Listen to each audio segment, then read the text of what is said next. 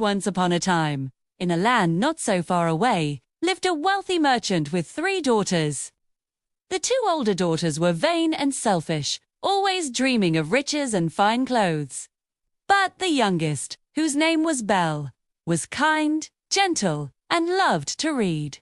Her heart was as beautiful as her face, which is why everyone called her Beauty. One day, the merchant lost all his fortune. 2. The family had to move to a small cottage in the countryside. While the older sisters complained endlessly, Belle worked hard to make their new house a home, never uttering a word of discontent. After some time, the merchant heard that one of his ships, thought to be lost at sea, had arrived in port. He prepared to travel to the city, hoping to reclaim some of his wealth. For 4, he left his daughters what gifts they wanted. The older 2 asked for jewels and expensive dresses. But Belle, wanting so little, simply asked for a single, perfect rose, for none grew in their new garden. On his way back, disappointed and still poor, the merchant got lost in a dark forest. As a storm raged, he stumbled upon a magnificent castle. The gates were open. He found a warm fire, a grand feast laid out on a table, but no one in sight. He ate, drank, and spent the night. The next morning, as he was about to leave, he saw a beautiful rose garden. Remembering Belle's request, he plucked a single rose. Suddenly, a terrifying beast appeared. "You ungrateful man!" he roared. "You accept my hospitality, and then you steal from me. For this, you must pay with your life." The merchant begged for mercy, explaining that the rose was for his youngest daughter. The beast considered this and made a deal. "I will spare you," he said, "if you bring me one of your daughters to live here in your place." The merchant returned home, heartbroken. To his daughters what had happened. While the older sisters blamed Belle, she bravely declared, "Father, it was my wish for a rose that caused this. I will go to the castle in your place." And so, Belle went to live in the enchanted castle. To her surprise, the beast was not cruel. He was a gracious host, providing her with beautiful clothes, endless books in a magnificent library, and wonderful meals. Every evening, they would dine together.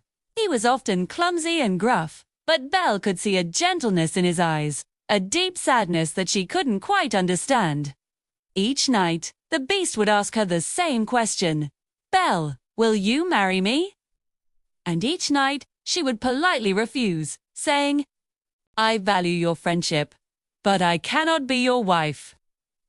Though it pained him, the beast always accepted her answer with a sigh. Over time, Belle began to look past the beast's monstrous appearance. She saw his kindness, his intelligence, and the loneliness that plagued him.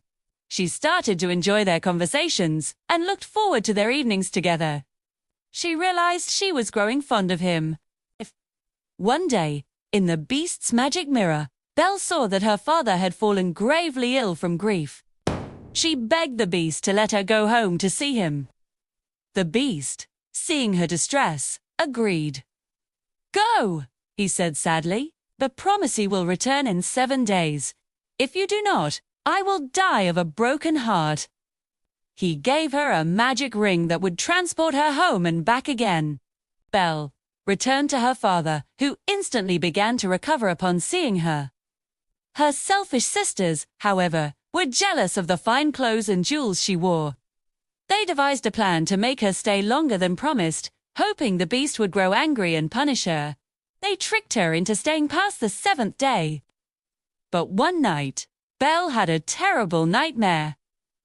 The beast was lying in his garden, dying. Overcome with guilt and a sudden realization of her true feelings, she used the magic ring to return to the castle at once.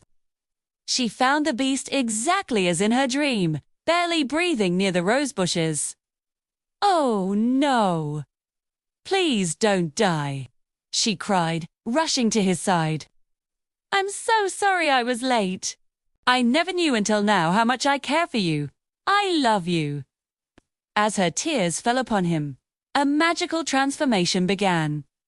The fearsome beast vanished, and in his place stood a handsome prince. He explained that a wicked fairy had cursed him to remain a beast until he could find someone who would love him for who he was, despite his appearance. Belle's love had finally broken the spell. The castle and its servants, who had been turned into enchanted objects, returned to their human forms. Belle and the prince were married, and they ruled their kingdom with kindness and wisdom. Belle had learned the most important lesson of all, that true beauty is found not in what the eye can see, but in what the heart can feel. And they lived happily ever after. Thanks for watching.